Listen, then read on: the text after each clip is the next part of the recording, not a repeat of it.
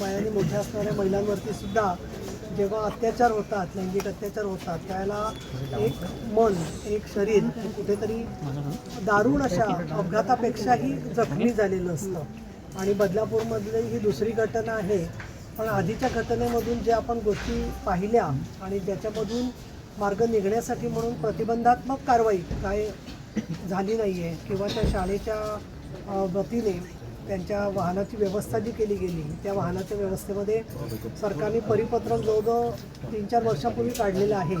माजी सन्माननीय प्रताप सरनाईक तसंच एकनाथजी शिंदे यांच्याशी पण याबाबतीत चर्चा झालेली आहे की त्यामध्ये महिला परिचर जर का असतील, महिला तिथे सेवा करणारी, तर छोट्या मुलीला त्यांना हात लावायचीच हिंमत झाली नसती। त्याच दिवशी नेमकी ती अनुपस्थित होती आणि त्याच दिवशी या आरोपींनी हे कृत्य केलेलं आहे।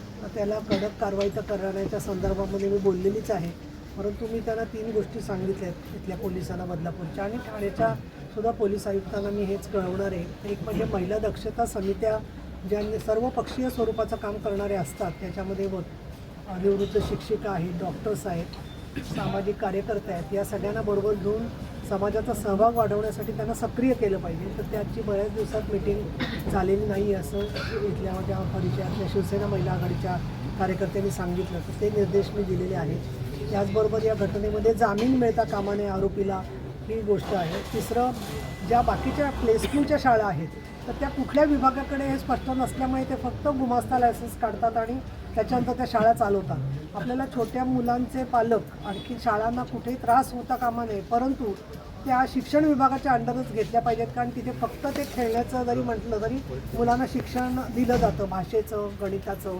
आणि या दृष्टीने मी दादाजी भुसे यांच्याशी बोलणार आहे की एकूणच धोरणात्मकच निर्णय घेतला गेला पाहिजे की या प्ले स्कूल्समध्ये सुद्धा जाण्या येण्याची व्यवस्था, तिथे असणाऱ्या शिक्षक शिक्षिकांना गुड टच बॅड टचची माहिती आणि विद्यार्थी चिमुकली बाळं कशी सुरक्षित राहतील हे सुद्धा बघण्यासाठी जसा बाकीच्या शाळांमध्ये मोठा कार्यक्रमसाठी सावित्री समितीसारखा घेतलेला आहे, तर तो घेणं आवश्यक आहे। यामध्ये शाळेच्याकडून हलगर्जीपणा जरूर झालेला आहे की त्यांनी बाहेर ते आउटसोर्स केलेली आहे गाडी, त्यांची स्वतःचीच असती परिचर आणि स्वतःचा स्टाफ असता, तर त्यांना अधिक त्याच्यावरती नियंत्रण ठेवणं शक्य झालं असतं। त्यामुळे माझी शाळांना पण विनंती आहे, ज्या ज्या लोकांच्या मार्फत हे सगळं कळतं आहे त्यांना, की प्रत्येक शाळेमध्ये जी वाहनं वापरली जात आहेत त्या वाहनातल्या ड्रायव्हर्सचं किती त्यांना त्रास झाला तरी 20 असो वाहनं, 15 असो, 25 असो, त्यांची दर महिन्यातून एकदा त्यांचे वेंडर्स आणि त्यांचे स्वतःचे ड्रायव्हर्स असतील तर त्यांच्याबरोबर त्यांची तपासणी पण होणं गरजेचं आहे। विशेषतः व्यसनाधीनता किंवा चुकीच्या पद्धतीचे आरोप त्यांच्यावरती असणे, गुन्हेगार काही वेळेला परत त्याच कामामध्ये आलेले असतात, तर त्यांची कॅरेक्टर सर्टिफिकेटसुद्धा तपासून घेणं शाळांनी फार आवश्यक आहे। आणि त्याच्यात PTA म्हणजे पेरेंट टीचर्स कमिट्यांच्या सुद्धा लोकांनी एक कुठेतरी सहभागी व्हावं।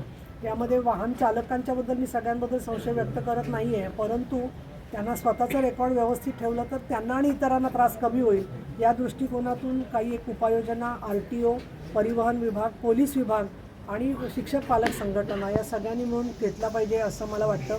ताई पण RTO विभाग जे आहे, एक मिनिट ऐका, मी या संदर्भामध्ये प्रताप सरनाईकांशी बोलून पॅनिक बटन लावण्याच्या संदर्भात ऑलरेडी बैठक डिसेंबर महिन्याच्या अधिवेशनात घेतलेली आहे, त्याच्यात माझे अनेक निर्देश मी दिलेले आहेत। आणि रेल्वे स्टेशन्सला सुद्धा हद्दीचा प्रॉब्लेम असा होतो की चोराचा पाठलाग रेल्वे पोलीस फक्त स्वतःच्या हद्दीत करू शकतात, नंतर ते हद्द तोडून पळून जातात। मग अशा वेळेला मी आज माझे निर्देश आहेत पोलिसांना की रेल्वे पोलीस स्टेशन आणि त्यांची हद्द आणि तुमची पोलीस स्टेशनची हद्द, त्याच्यामध्ये मार्शल जे आहेत त्यांचं समन्वय ठेवला पाहिजे की तिथून कोणी चोर पळाला तर त्याचा पाठलाग आपण करण्यासाठी यंत्रणा सुरू केली पाहिजे। असे बरेचसे सूचना आहेत, पण लोकांना मला इथे सांगायचं आहे की योग्य तो निर्णय लवकर व्हावा कोर्टामार्फत। आणि या दृष्टिकोनातून मुलीच्या कुटुंबाचं समुपदेशन करणं, त्याचबरोबर मुलीचं शिक्षण चालू राहील या दृष्टिकोनातून जे काही शिक्षण विभागाला सहकार्य करता येईल हे करणं, हे सगळं आम्ही विधान परिषदेची उपसभापती आणि शिवसेनेची नेता म्हणून करणारे माननीय शिंदेसाहेबांशी बोलणं झालेलं आहे। त्यांनी सांगितले आपण चांगल्या प्रकारे या कुटुंबाच्या पाठीमागे उभं राहू। आणि प्रताप सरनाईकांनी सांगितलं की ताई तुम्ही ज्या सूचना द्याल त्या सगळ्याची अंमलबजावणी तुम्हाला झालेली दिसेल।